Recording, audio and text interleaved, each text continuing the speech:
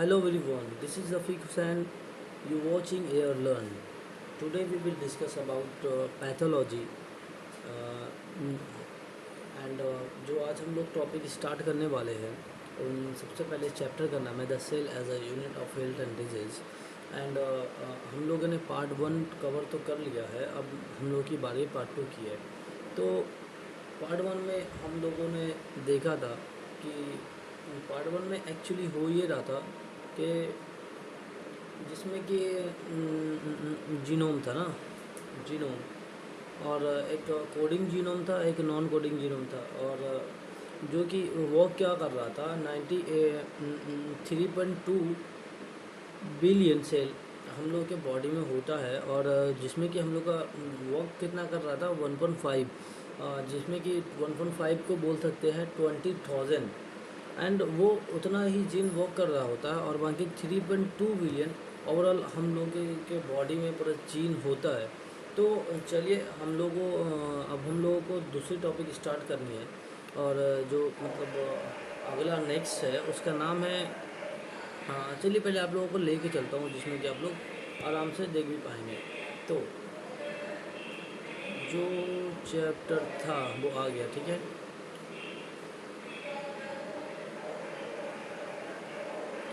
ये वो चैप्टर था जिसमें कि हम लोगों ने इस यहाँ तक तो कवर कर ही लिया था, यहाँ तक तो हो गया था, जिसमें कि हम लोगों को पढ़ना है the 2 most common forms of DNA variation in this human genome और single nucleotide polymorphisms SNPs and copy number variation CNVS। तो यहाँ पर दो टर्म हम लोगों को मिला है, SNVS और CNVS। तो चलिए हम लोग देखते हैं SNVS किसको कहते हैं। तो जिसको कि इसका यहाँ पर फुल फॉर्म यहाँ पर लिख दिया गया है बहुत ही आसान तरीके से, single nucleotide polymorphism. And CNVS इसका क्या हो गया, अब ये इसका क्या बता रहा है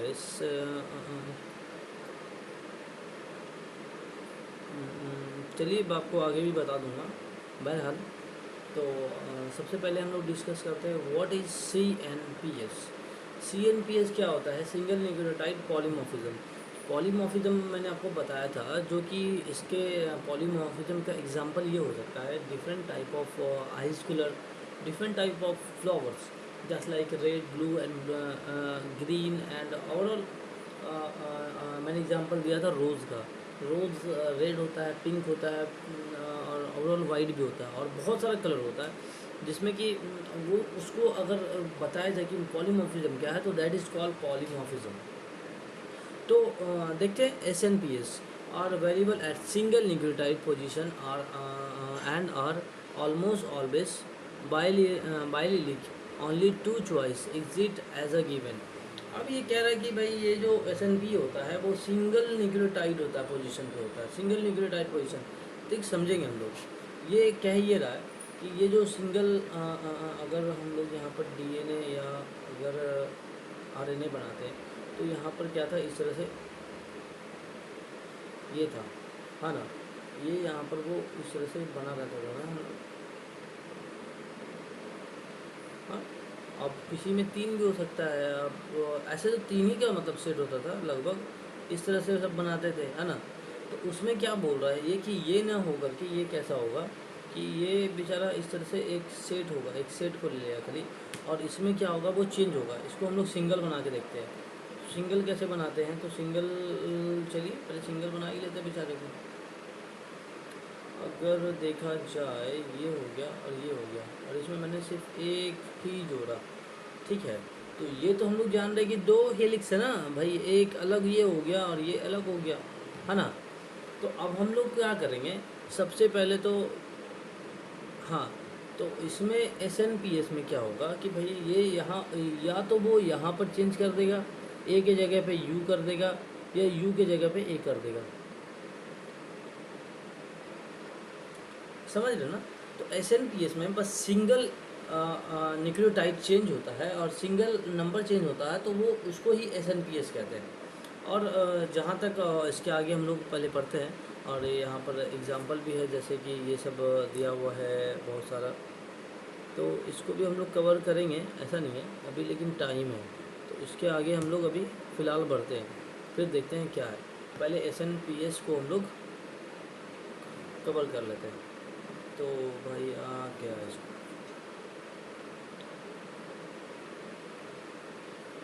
अभी कह रहा बेचारा कि side within the population such as A और T। अब ये जैसे कि मैंने बताया A और U का मैंने बताया था ना, अब A और क्या था T, तो इस दोनों के बीच में या तो T की जगह पे A हो जाएगा या A की जगह पे T हो जाएगा, दैट इज कॉल्ड SNPS। अब देखते हैं, overall 6 million human SNPS have been identified with many showing wide variation in frequency in different populations. अब ये क्या बोला जाता है कि अलग अलग पॉपुलेशन में इस तरह से चेंजेस देखा जाता है, और मतलब कि किसी में नहीं भी होगा, अगर वो कभी कभी क्या होता है कि जो फेनोटाइप होता है वो नहीं दिखता है और हम लोग को जीनोटाइप में चेंजेस होता है। तो फेनोटाइप, और देखो मैंने एक नया टर्म लेकर के आ गया जीनोटाइप और फेनोटाइप। अब फेनोटाइप किसको बोल सकते हैं, फॉर एग्जांपल देखिए मैं जो अभी टर्म यूज़ कर रहा हूँ बहुत सिंपल वे में आपको मैं समझाने की कोशिश कर रहा हूँ, जो मैंने समझा, और मैं आपको इतना मतलब मेरी कोशिश ये है कि मैं आपको इस तरह से एलिब्रेट करूँ, इस तरह से समझाऊँ कि जब बहुत ही आसान हो। तो बहरहाल क्या मैंने बोला था, जीनोटाइप और फिनोटाइप। फिनोटाइप उसको बोलते हैं जो कि दिखता है, और जीनोटाइप जो नहीं दिख पाता है, जो जीन के अंदर होगा, जो कोड हो रहा है DNA में या RNA में, उसमें जो चेंजेस आएगा तो उसको क्या बोलेंगे, फिनोटाइप और सॉरी जीनोटाइप। और जो जैसे कि किसी का आई कलर है, बाल का कलर कर्ली होगा या बाल कर्ली होगा, ब्लैक होगा बाल या ब्राउन होगा बाल, तो that is called absolutely right. So अब देख लेते हैं SNPS occurs cross the genome within exon intron intergenic region and coding region. अब ये क्या बोल रहा है, ये कोडिंग रीजन होता है SNPS क्रॉस नंबर, और जैसे कि मैंने अभी भी समझाया ना भाई कि ये इस तरह से है, ये हो गया, यहाँ चेंज होगा या यहाँ चेंज होगा, दोनों में से कोई एक चेंज होगा तो दैट इज कॉल्ड SNPS। यहाँ भी वही बोल रहा है बेचारा, वही बोल रहा है वो। अब देखते हैं roughly 1% of SNPS occurs in coding region, which is about what would be expanded by change since coding region comprise about 1.5% of the genome। अब ये कह रहा है बेचारे कि ये जो मतलब ये जो SNPS देखा जाता है ओनली 1% ही होता है ऐसा, क्योंकि 1.5% में क्या होता है कि भैया तो ये जीन रेगुलेट ही कर रहा है, इससे काम ही वर्किंग कर रहा है, सब चीज़ वो यही कर रहा है। और SNPS क्या, जस्ट लाइक वो चेंजेस होते हैं तो वो ओनली 1% ही देख पाते हैं, 1% ही। अब SNPS located in non coding region. अब ये क्या बोल रहा है, SNPS कहाँ लोकेटेड होता है, नॉन कोडिंग रीजन में associated, located in non coding region होता है। Can occur with in genetic जोनो क्या भाई genomic regulatory elements, thereby alternating gene expression. In such instance, SNPs influence disease susceptibility directly. So ये क्या बोल रहा है, ये बोल रहा है ये यहाँ पर कि भैया SNPS जो होता है लोकेटेड क्या होता है, नॉन कोडिंग रीजन में होता है, और ये क्या होता है विद इन मीन्स देर। हाँ, अब ये बोल रहा है कि ये जो अगर ये चीज़ चेंजेस दिखता है तो अगर इससे क्या होता है उसको क्या बोल सकते हैं, इन्फ्लुएंस, वो डिजीज़ करता है। अगर ये ऐसा चेंजेस होता है इसमें तो वो क्या करेगा, ये डिजीज़ कराएगा। और कुछ लोगों को होता है कि भाई फेनोटाइप, और फेनोटाइप में डिजीज़ होता तो दिखता है कि अच्छा भाई ये तो मेरे साथ ऐसा हो रहा है तो अब डॉक्टर के पास जाना है। और कभी कभी जीनोटाइप में होता है और बहुत माइनर सा होता है, किसी को पता भी नहीं चलता, तो वो अलग बात हो जाती है। जब अगर दिख जाता तो हम लोग को डॉक्टर के पास यानी हाँ जाना ही चाहिए। अगर कभी कभी कभी हम लोगों को ये होता है कि आने वाले टाइम में ऐसा हो जाएगा कि हो सकता है कि आपका ब्लड लेगा कोई, लैब जाएंगे आप, और ब्लड लेने के बाद आपका सैंपल लेगा, मतलब ब्लड सैंपल ले लेगा वो, और वो आपको आपका मतलब बता देगा कि भाई ये जो आपका ना, ये आपका लीजिए, आपका कोड है, आपके जेनेटिक कोड, आपका ऐसे ऐसे सीक्वेंस है। तो आप उसके अलावा आप समझ ही पाएंगे इससे।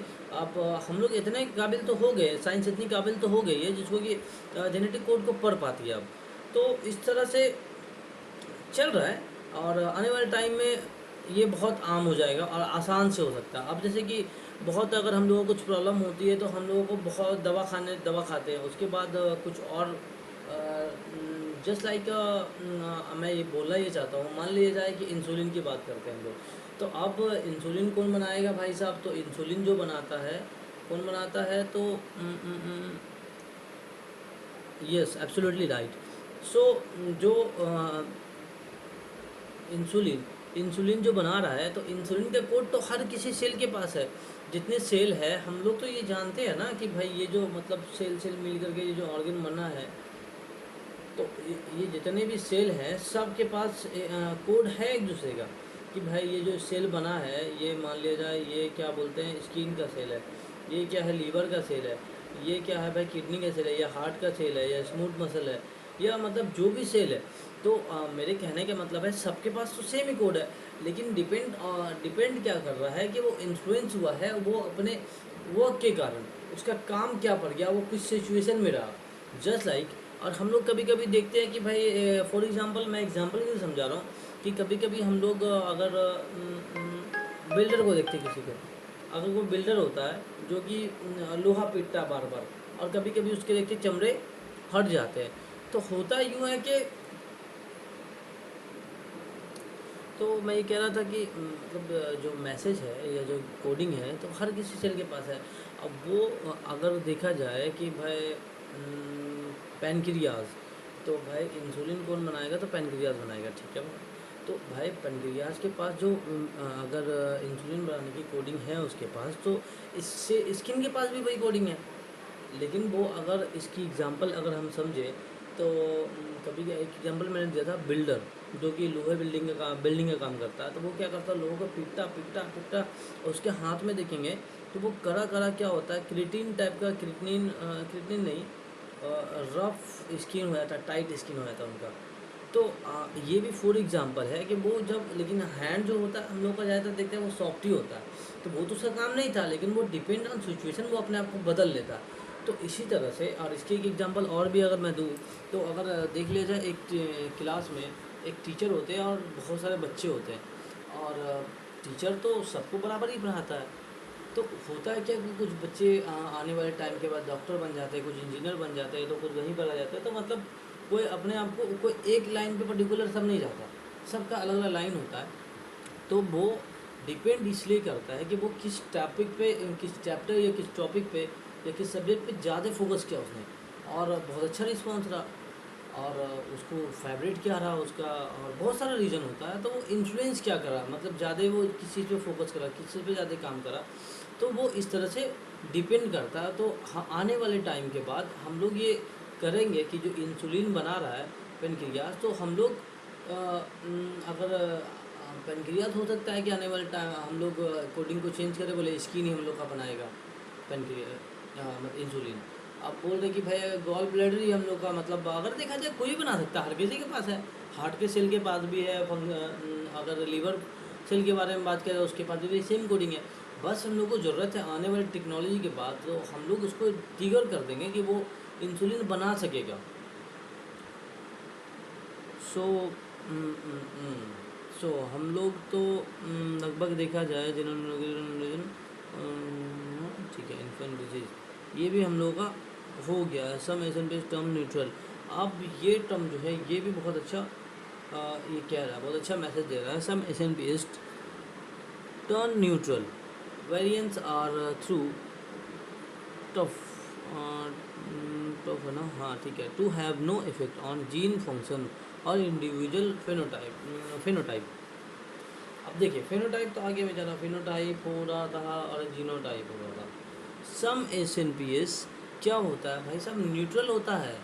न्यूट्रल न्यूट्रल तो समझ ही पा रहे, न्यूट्रल मतलब क्या हुआ भाई, एकदम आराम से चैन से बैठा हुआ बेचारा, कुछ नहीं कर रहा, आराम से हो।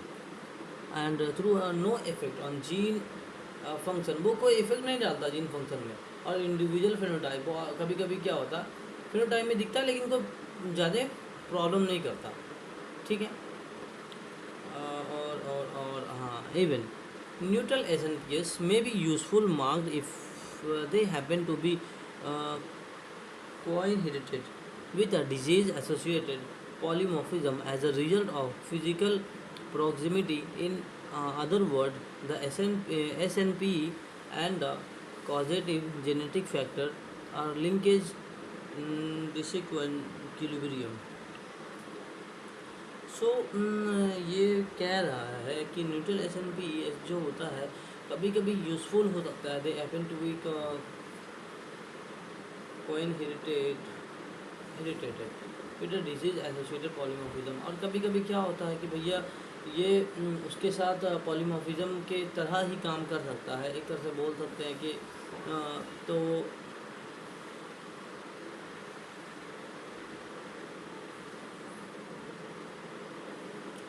एक्विलिब्रियम.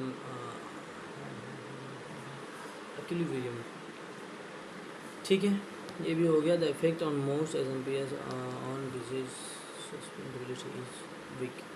अब द इफेक्ट ऑन कभी कभी क्या होता है वीक होता है. And it remains to be seen in identification of such variants alone और in combination can be used to develop effective strategies to identify those at risk and ultimate prevent disease. और कभी कभी क्या होता है S N P S भैया क्या करवाया था, डिजीज़ करवाया था, बीमारी करवाया था. तो अब देखो भाई ये चलो कभी कभी न्यूट्रल भी होता है तो हम लोग जान रहे हैं. तो न्यूट्रल कभी कभी क्या करता है, कुछ नहीं करता तो भी बहुत कुछ कर सकता है, और कभी कभी कुछ करेगा तो बहुत कुछ हो सकता है. तो ये बात भी यहीं पर यही बोल रहा है. कभी कभी S N P S disease sustainability कर देता है और is big and remains to see identification in variant alone in combination can be effective strategy identify the risk ultimate prevent disease. अच्छा, ये कह रहा है कि मैं आपको एक एग्जांपल से समझाता हूँ. आने वाले टाइम में होगा ये कि हम लोग जो है ना एक अपना जीनस सीक्वेंस करवा सकते हैं किसी लैब में या खुद से. क्या हम लोग यहाँ पर इनपुट देंगे और इनपुट यहाँ दिया और यहाँ पर ये स्क्रीन इस तरह से, ठीक है, और यहाँ पर हम लोग आउटपुट दे देगा कि ये आपका जीनस सीक्वेंस है, ये इस तरह से दे देगा. और उसके बाद क्या हम लोग को पता चल जाएगा कि कौन सी बीमारी हम लोग को होगी और किससे खतरा है. जस्ट लाइक जो कोरोना का अगर जो कि हम लोग को बताया गया सबको वैक्सीन लेना, तो अगर हम लोग ये पहले से अगर डेवलप हो जाता और ये अगर अभी हो जाता तो हम लोग को बहुत सबको वैक्सीन नहीं लेना पड़ता. सरकार क्या ऐलान करवाती कि ऐसा है कि जिसका इसका ये आधार नंबर वाले हैं तो इनको भाई वैक्सीन लगाना होगा, उनको घर में रहना है और ये आधार वाले आराम से घूम सकते हैं. उनके लिए आज़ादी हो जाएगी क्योंकि उनके पास भाई उनको पता है कि ये जो मतलब एस एन पी एस है ये सही है एकदम, तो इनको ये बीमारी हो ही नहीं सकता. तो इस तरह से ये चीज़ बोल रहा है, ठीक है. और C N B form genetic variation consent of C N V S.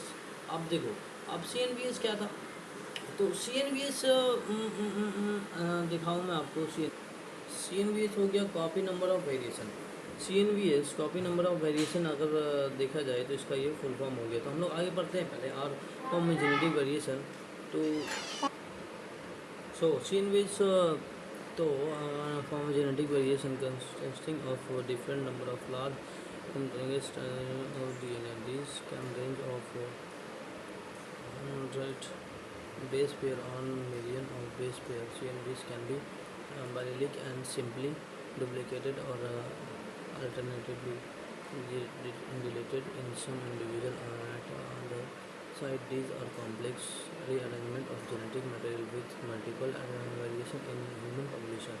So ये कह ये रहा है कि भाई ये सब जो ये CNV है, CNV तो ये क्या होता है. तो हम लोग SNPS में क्या जान रहे थे, तो SNPS में क्या होता था, तो SNPS में सिंगल न्यूक्लियोटाइड था वो बेचारा. एक यहाँ से चेंज हुआ, यहाँ पर ए की जगह पे टी कर दिया या टी की जगह पे ए कर दिया, ये था ना. तो ये चीज़ में यहाँ पर क्या, यहाँ पर सिंगल में काम नहीं हो रहा, पूरा एक जीन ऑफ सेट में काम कर रहा है. एक फॉर्म ऑफ वेरिएशन जैसे कि बोल रहा है ना CNV कॉन्स्टेंट डिफरेंट. अब वो क्या हुआ, CNV is the form of genetic variation. Constant different अलग होता है नंबर ऑफ लार्ज. अब ये क्या बोला, large continuous stretches of DNA. तो इसमें क्या है, एक लार्ज नंबर में ये काम करता है. दिस कैन रेंज फ्रॉम देखो कितना रेंज बता रहा है, 1000 base pair two million of base pair. 1000 से लेके मिलियन ऑफ बेस पेयर तक ये काम करता. तो इसको मतलब CNVS बोलते हैं, उसको बोलते हैं CNVS. अब ये CNVS कैन भी बाइलेलिक हो सकता है. बाइलेलिक मतलब बाई का मतलब क्या होता है, एक. अगर देखा जाए वायलिलिक, ठीक है, अभी मैं देखा आगे मैं बताता हूँ।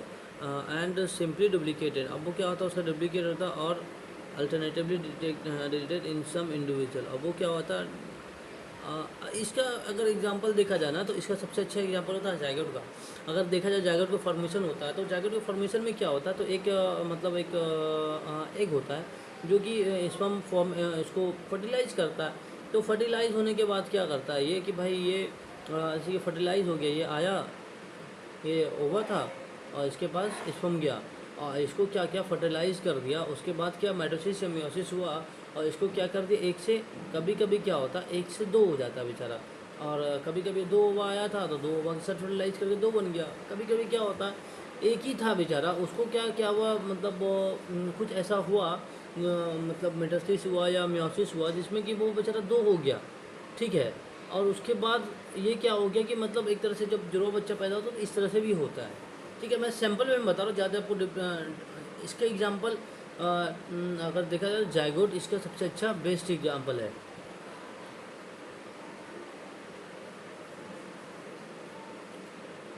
रिस्पॉन्सिबल बिटवीन 5 मिलियन टू, अब देखो क्या बोल रहा है, C N B S are responsible for between 5 million and 24 million base pair of sequence difference between and two individual. अब ये क्या बोल रहा है, सी एन बी एस क्या हो सकता है, तो C N B S two individual, दो इंसान के लिए दो इंसान में दोनों में अलग अलग हो सकता है C N B S.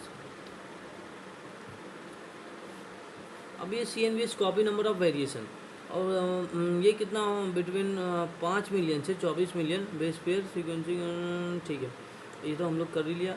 Approximately 50% of C N बीस इन्वॉल्व जेनेटिक कोडिंग सीक्वेंस। अब भी क्या बोल रहा है, इन्वॉल्व होता है 50% C N B S involve genetic coding. Genetic coding में क्या होता है सीक्वेंस में कि वो बनता है सी एन बी एस में under underline in large portion of human phenotype diversity. अब वो क्या होता है, वो दिखने वाला होता है, सी बेस में जब चेंजेस होता है तो वो दिखता है। तो सी बेस में ज़्यादातर अगर चेंजेस होता है तो इंसान और बंदर में क्यों फ़र्क है भाई, एक वॉर्म और इंसान में क्यों फ़र्क है, क्योंकि वॉर्म में अगर हम लोग देखा था तो वॉर्म में भी लगभग प्रोटीन सिंथेसिस 99% वो कर रहा था, और हम लोग का कितना हो रहा था 99.5% हम लोग का मतलब डिफरेंट था, और इसका 99% बस 5% हम लोग उससे बेहतर हैं। तो इसके कारण हम लोग इंसान हैं और वो वॉर्म है। तो इस तरह से 50% इन्वॉल्व होता है C N B S genetic coding sequence, और वो फिनोटाइप चेंजेस लाता है डाइवर्सिटी में। बस ये था हम लोगों का आज का टॉपिक, और कल हम लोग हिस्टोन ऑर्गेनाइजेशन के बारे में बात करेंगे, और जिसमें कि इसको भी हम लोग लेंगे, इसको भी कवर ही कर लेते हैं। Is important to note that alternation of DNA sequence cannot be themselves explain the diversity phenotype in human population. Moreover, classes genetic inheritance cannot explain different phenotype in monozygotic twins. Answer those in अच्छा, अब देखो इसमें भी क्या बोल रहा है, जैसे कि अभी मैंने जायगोट का इन्फो आपको जो दिया था ना, यहाँ पर क्लियर वे में बता रहा है बेचारा, इसको क्लियर वे में एलिब्रेट कर रहा है। तो आप चाहे तो उसको पढ़ सकते हैं ना, तो कोई नहीं, मैंने आपको तो बता ही दिया भाई। तो कल दूसरे वीडियो में हम लोग कवर करेंगे हिस्टोन ऑर्गेनाइजेशन। हिस्टोन एक प्रोटीन है बाय द वे। तो मिलते हैं नेक्स्ट वीडियो में, तब तक के लिए बाय बाय।